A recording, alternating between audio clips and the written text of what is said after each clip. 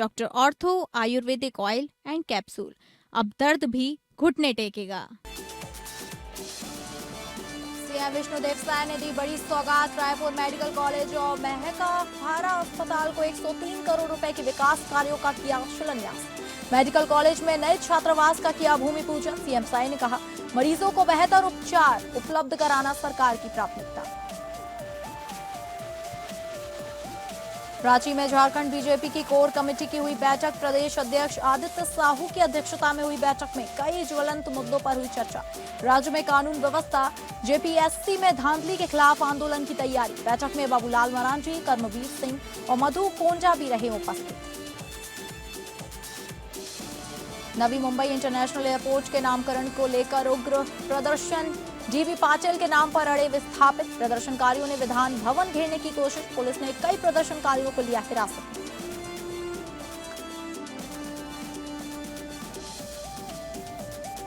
नमस्कार, आप सभी का बहुत स्वागत है स्टेट लाइव में और मैं हूं आपके साथ अंकिता सिंह। स्टेट लाइव की शुरुआत करेंगे छत्तीसगढ़ से, जहां राजधानी रायपुर के सबसे बड़े सरकारी अस्पताल मेकाहारा को मुख्यमंत्री विष्णुदेव साय ने 103 करोड़ रुपए से अधिक के विकास कार्यों की सौगात दी।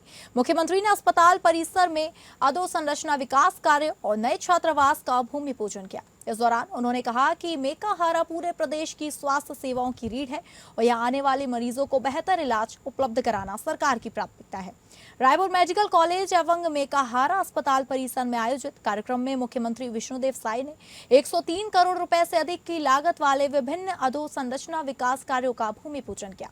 इस अवसर पर उन्होंने मेडिकल कॉलेज परिवार का बधाई देते हुए कहा कि पिछली यात्रा के दौरान छात्रों ने छात्रावास की मांग रखी थी, जिसे सरकार ने गंभीरता से लिया और आज उसका भूमि पूजन कर मुख्यमंत्री ने कहा कि मेकाहारा प्रदेश का सबसे महत्वपूर्ण सरकारी चिकित्सा संस्थान है, जहां दूर दराज से मरीज इलाज के लिए पहुंचते हैं। खासकर कैंसर उपचार के क्षेत्र में यह अस्पताल अपनी अलग पहचान रखता है। इसी को ध्यान में रखते हुए कैंसर उपचार सुविधाओं का विस्तार, बेड क्षमता में वृद्धि और डॉक्टरों व कर्मचारियों के लिए आवासीय सुविधाओं का भी विस्तार किया जा रहा है। सौभाग्य का विषय है कि मेडिकल कॉलेज और चिकित्सालय परिसर में इसके विस्तार के लिए 103 करोड़ से ज़्यादा अधोसंरचना विकास के कामों का आज भूमि पूजन हम लोगों ने किया है। प्रदेश के डिप्टी सीएम अरुण साव जी की उपस्थिति, हमारे प्रदेश के स्वास्थ्य मंत्री श्री श्याम बिहारी जायसवाल जी की उपस्थिति, हमारे रायपुर उत्तर के विधायक पुरंदर मिश्रा जी की उपस्थिति, हमारे सीजीएमएससी के चेयरमैन श्री दीपक मस्के जी की उपस्थिति, हमारे हेल्थ सेक्रेटरी और पूरे मेडिकल कॉलेज और चिकित्सालय परिवार की उपस्थिति में ये भूमि पूजन का कार्यक्रम संपन्न हुआ है। 10 दिन तक कांग्रेस अपना बैठक करती है, 10 दिन तक, तो उनको अच्छा लगता है और हम 2 दिन का चिंतन शिविर राज्य के हित में कर रहे हैं। राज्यपाल रमेन डेका ने शिक्षा के क्षेत्र में डिजिटल संसाधनों को बढ़ावा देने की दिशा में महत्वपूर्ण पहल करते हुए अपने स्वेच्छा दान मत से बस्तर जिले के विकासखंड दरभा के सुदूर वनांचल क्षेत्र में स्थित स्वामी अत्यानंद उत्कृष्ट अंग्रेजी माध्यम विश्वविद्यालय मांझीगुड़ा चिंगपाल को 10 कंप्यूटर प्रदान किए। इसके लिए राज्यपाल द्वारा पूर्व में स्वीकृति प्रदान की गई थी। लोक भवन में आज राज्यपाल ने विद्यालय के लिए कंप्यूटरों का औपचारिक रूप से हस्तांतरण किया। इन कंप्यूटरों के माध्यम से सुदूर वनांचल क्षेत्र के विद्यार्थियों को डिजिटल शिक्षा की बेहतर सुविधाएं उपलब्ध होंगी तथा सूचना प्रौद्योगिकी के क्षेत्र में उनके ज्ञान और कौशल का विकास होगा। इस अवसर पर विधायक पुरंदर मिश्रा, राज्यपाल के सचिव डॉक्टर CR प्रसन्ना, उप सचिव सुश्री निधि साहू तथा स्वामी आत्मानंद उत्कृष्ट अंग्रेजी माध्यम विद्यालय मांझीगुड़ा बस्तर के प्राचार्य उपस्थित रहे।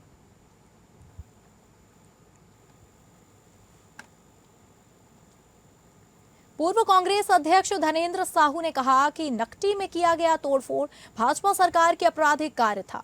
बिना किसी कार्य योजना के गरीबों के मकानों को तोड़ा गया। भाजपा सरकार ने गरीबों को मकान तोड़कर जो क्रूरता दिखाई है, उसके चौतरफा विरोध के बाद लगातार सरकार झूठ परोस रही है। भाजपा की सरकार 50 सालों से नकटी गांव में रह रहे गरीबों के घर को तोड़कर अपने तानाशाही चरित्र को प्रदर्शित किया है।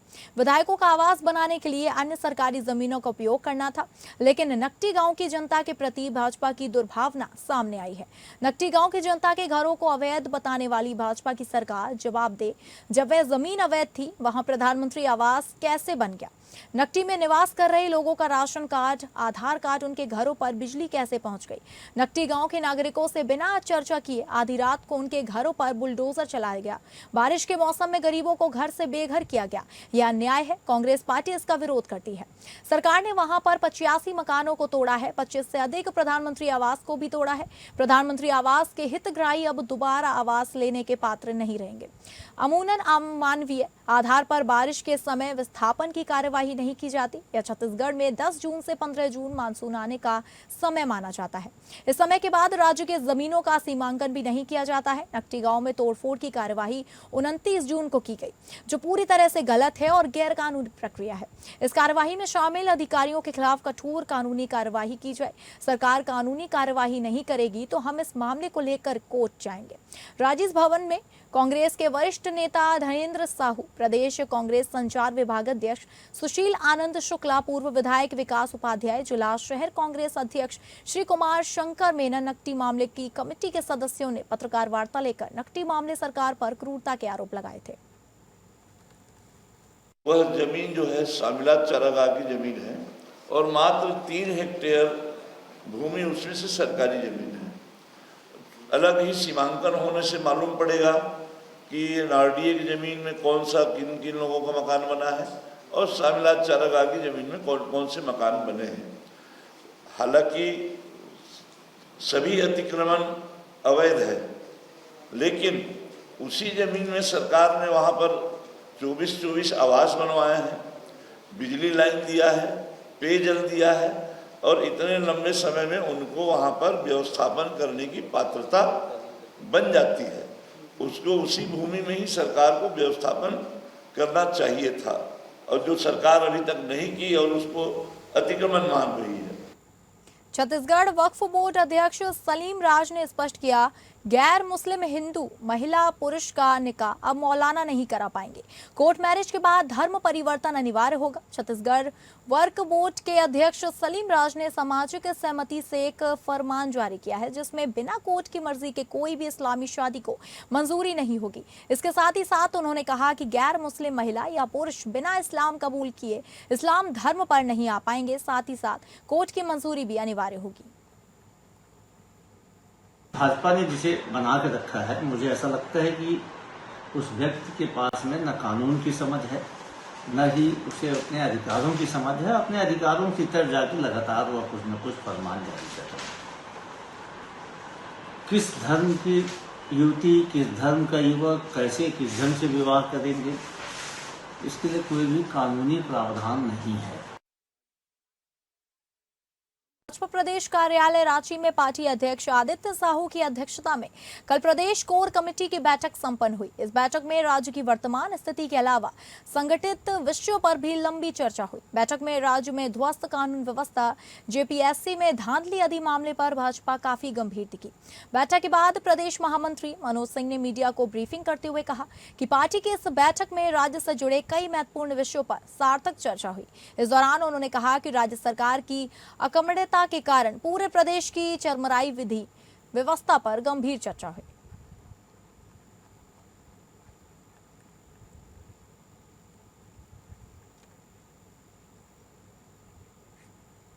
झारखंड में एसआईआर अभियान के तहत एन्यूमरेशन प्रपत्र भरने की प्रक्रिया चल रही है, जिसे लेकर रांची समेत प्रदेश के सभी जिलों में राजनीतिक दलों द्वारा राज्य के मतदाताओं की इस अभियान में भाग लेने के लिए अपील की जा रही है। तो वहीं राज्य के सत्ताधारी पार्टी झामुमो भी इस लोकतांत्रिक प्रक्रिया को लेकर सजगता बरत रही है। इसी कड़ी में पार्टी के महासचिव एवं पूर्व कैबिनेट मंत्री मिथिलेश कुमार ठाकुर ने एपीएन न्यूज के माध्यम से राज्यवासियों को संबोधित करते हुए केंद्र सरकार की नीतियों पर हमला किया। साथ ही अन्य राज्य का हवाला देते हुए बीजेपी पर संवैधानिक अधिकार का हनन करने का आरोप भी लगाया। सतर्क हो गई है सभी जो सेक्युलर पार्टियां हैं, वो जिस तरह से एसआईआर को एक हथियार बनाकर भारतीय जनता पार्टी ने अन्य राज्यों में अपनी सत्ता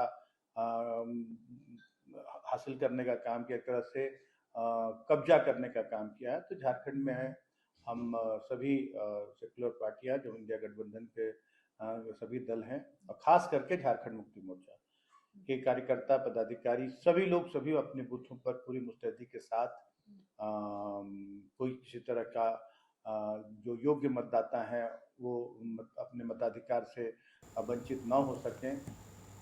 झारखंड में हुए कथित शराब घोटाला मामले की जांच का कमान संभाल रही प्रवर्तन निदेशालय के रांची कार्यालय में राज्य के पूर्व वित्त मंत्री रामेश्वर उरांव मंगलवार सुबह पेश हुए।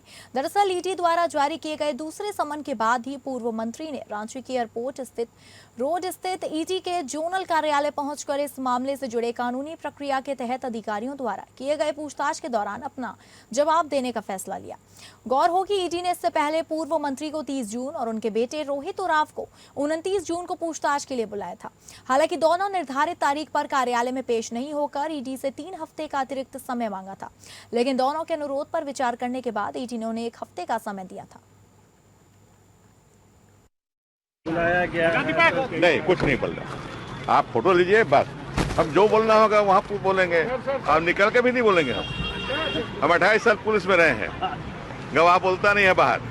झारखंड सरकार की महत्वाकांक्षी सर्वजन पेंशन योजना के अंतर्गत राजधानी रांची में अप्रैल 2026 से जुलाई 2026 तक यानी 4 महीने की पेंशन राशि का भुगतान कर दिया गया है। इस संबंध में रांची के उपायुक्त सह जिला दंड अधिकारी मंजुनाथ भजंत्री के दिए गए निर्देश पर पहले चरण में 1,59,368 लाभुकों के बैंक खातों में डीबीटी के माध्यम से 63,74,32,000 की राशि हस्तांतरित की गई और प्रत्येक लाभुक के खाते में 4 महीने की 4,000 की पेंशन राशि भेजी गई है।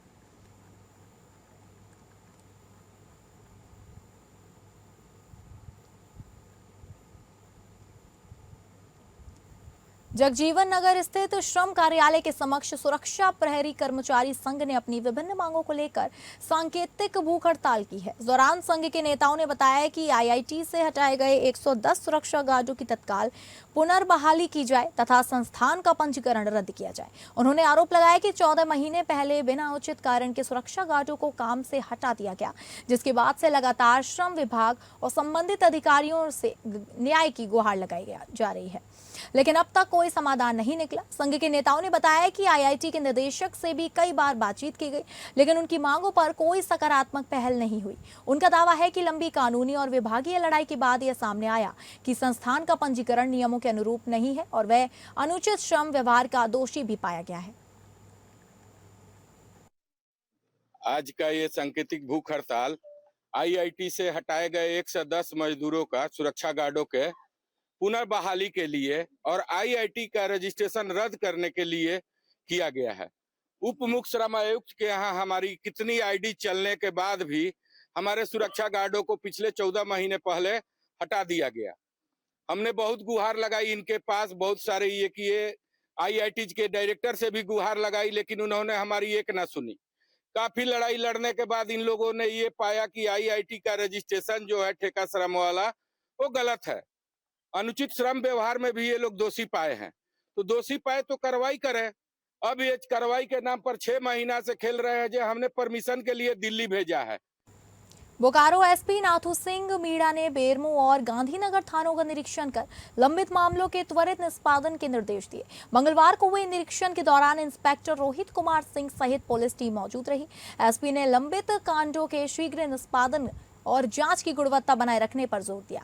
उन्होंने फुसरो बाजार में ट्रैफिक व्यवस्था को जल्द दुरुस्त करने की बात कही ताकि जाम की समस्या से राहत मिल सके। इसके साथ ही किराएदारों के अनिवार्य सत्यापन का निर्देश दिया गया। एसपी ने अवैध गतिविधियों और अवैध कारोबार पर सख्त अंकुश लगाने के निर्देश भी दिए। अधिकारी है उनके पास जितने भी लंबित कांडों की समीक्षा की है और कांडों का निष्पादन काफी तीव्र गति से हो रहा है और बाकी जो बचे हुए कांड है उनका भी निष्पादन अविलंब करने के लिए दिशा निर्देश दिया गया है। साथ ही अपराध नियंत्रण करने को लेकर जो रक्षक राइडर यहाँ पर रात को जो ड्यूटी कर रहे हैं उनकी संख्या और बढ़ाई जा रही है। बेरमो और गांधीनगर दोनों एरिया में यहाँ पर रक्षक राइडर्स की संख्या बढ़ाई जा रही है। साथ ही एक ट्रैफिक का भी यहाँ पर इशू दिख रहा है, तो उसको लेकर यहाँ पर ट्रैफिक को लेकर भी कुछ ऑफिसर्स एक्स्ट्रा डेप्यूट कर रहे हैं। उनके साथ जो पीओएस मशीन है, ब्रेथ एनालाइजर है, उसके साथ में यहाँ पर ऑफिसर्स की प्रतिनियुक्ति कर रहे हैं ताकि और बेहतर तरीके से पुलिसिंग हो। सभी पदाधिकारी और पुलिसकर्मियों को ये निर्देश दिया गया है कि आम जनता के साथ अच्छा व्यवहार करें, किसी के साथ भी दुर्व्यवहार की शिकायत नहीं आनी चाहिए। और जो एंटी क्राइम चेकिंग है वो रेगुलर समय बदल के होते रहने चाहिए ताकि अपराधियों में एक डर का माहौल बना रहना चाहिए। जहां बिहार के तिरहुत प्रमंडल में नेपाल में लगातार हो रही भारी बारिश का असर अब साफ दिखाई देने लगा है। नेपाल से आने वाली नदियों का जलस्तर तेजी से बढ़ रहा है। कई जगहों पर चचरी और पीपापोली पानी के तेज बहाव में प्रभावित हो गए हैं, जिससे आवाजाही ठप हो गई है। हालात को देखते हुए निचले इलाकों में रहने वाले लोग अब सुरक्षित स्थानों की ओर पलायन करने को मजबूर हो गए हैं। वहीं प्रशासन ने बाढ़ को लेकर हाई अलर्ट जारी कर दिया है। नेपाल के तराई क्षेत्रों में हो रही मूसलाधार बारिश ने तिरहुत प्रमंडल में बाढ़ का खतरा पैदा कर दिया है। नदियों का जलस्तर लगातार बढ़ने से नदी किनारे बसे गांव में दहशत का माहौल है। कई स्थानों पर ग्रामीणों द्वारा बनाए गए चचरी पुल और पीपा पुल या तो बह गए हैं या उन पर आवाजाही पूरी तरह खतरनाक हो चुकी है। निचले इलाकों में पानी का दबाव इतनी तेजी से बह रहा है कि ग्रामीण अपने मवेशियों और जरूरी सामान के साथ सुरक्षित ठिकानों की ओर पलायन कर रहे हैं।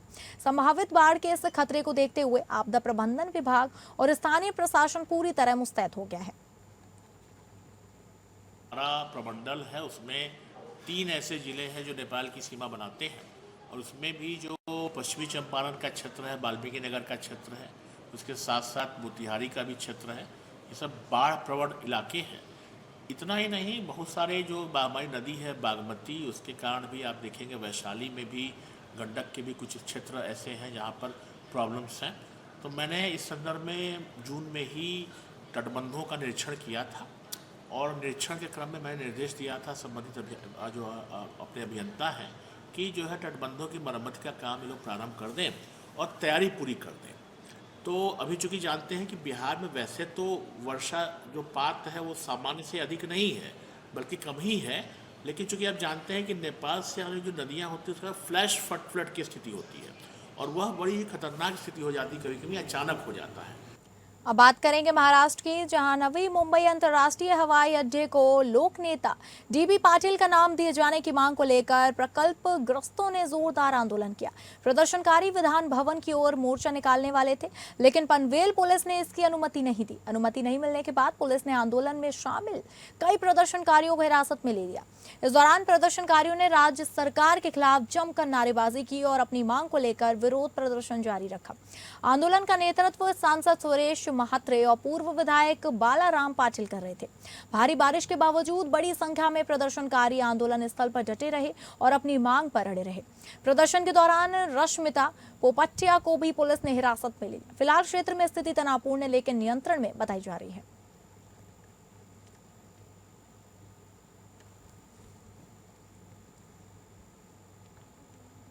ठाणे जिले में गरज चमक के साथ लगातार हो रही मूसलाधार बारिश ने जनजीवन पूरी तरह प्रभावित कर दिया।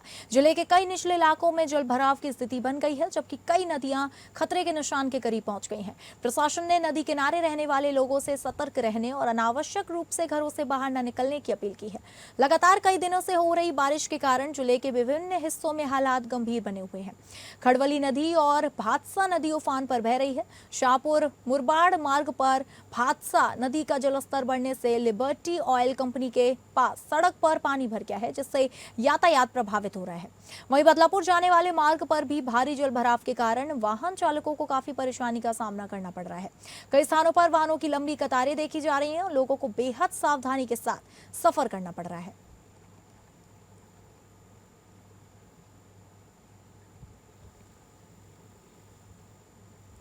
नवी मुंबई के तलोजा सेक्टर 10 इलाके में एक भीषण सड़क हादसा हुआ। बताया जा रहा है कि कार चालक का वाहन से नियंत्रण अचानक हट गया, जिसके बाद तेज रफ्तार कार ने सड़क पर मौजूद 8 से 10 लोगों को टक्कर मार दी। इस दर्दनाक हादसे में एक की मौत हो गई, वहीं जबकि 5 लोग गंभीर रूप से घायल बताए जा रहे हैं। सभी घायलों को इलाज के लिए नजदीकी निजी अस्पताल में भर्ती कराया गया है। हादसे के बाद कार चालक वाहन छोड़कर मौके से फरार हो गया। पुलिस उसकी तलाश में जुट गई है और दुर्घटना के कारणों की जांच जारी है। 12-12:15 की घटना है और तभी ये एक्सीडेंट हो चुका है। अच्छा, कितने लोग घायल हैं इसमें अभी तक जानकारी के मुताबिक 5 लोग घायल हैं। उनको एमजीएम अस्पताल में एडमिट किया है और वहाँ पे उनकी ट्रीटमेंट चालू है। वो एक डॉक्टर ने डेथ डिक्लेयर किया है, उनको शायद उप जिला हॉस्पिटल में शिफ्ट किया गया है। 9 बजे के करीब पे यहाँ पे एक्सीडेंट हुआ। एक नदीम नाम का व्यक्ति यहाँ पे उसका देहांत हो गया है, उसका इंतकाल हो गया और करीब 6-7 आदमी यहाँ पे घायल हो गए हैं। उन लोगों को एमजीएम हॉस्पिटल में यहाँ से भेजा गया है और हमारी पूरी टीम भी यहाँ पे है। मैं सिर्फ यही मांग करता हूँ कि यहाँ पे स्पीड ब्रेकर बनाया। अब बात करेंगे पंजाब की, जहां कपूरथला में मेयर चुनाव से पहले राजनीतिक माहौल उस समय गर्मा गया जब नगर निगम की टीम कांग्रेस से जुड़े एक पार्षद के आहूजा रेस्टोरेंट को सील करने पहुंची। कार्रवाई की खबर मिलते ही बड़ी संख्या में लोग मौके पर जमा हो गए और नगर निगम की टीम का जोरदार विरोध शुरू कर दिया। विरोध बढ़ने पर मौके पर तनावपूर्ण स्थिति बन गई, जिसके बाद पुलिस प्रशासन के अधिकारी और भारी पुलिस बल तैनात कर दिया गया। करीब 3 घंटे तक चले इस हाई वोल्टेज ड्रामे और विरोध प्रदर्शन के बाद नगर निगम की टीम ने आखिरकार आहूजा रेस्टोरेंट को सील कर ही दिया। वहीं रेस्टोरेंट मालिक और उनके वकील ने आरोप लगाया कि मेयर चुनाव से पहले राजनीतिक दबाव बनाकर यह कार्यवाही की गई। उनका कहना है कि नोटिस उसी दिन दिया गया और जवाब देने का पर्याप्त समय नहीं मिला। हालांकि नगर निगम अधिकारियों ने सभी आरोपों को खारिज करते हुए कहा कि पूरी कार्यवाही नियमों और कानूनी प्रक्रिया के तहत की गई है।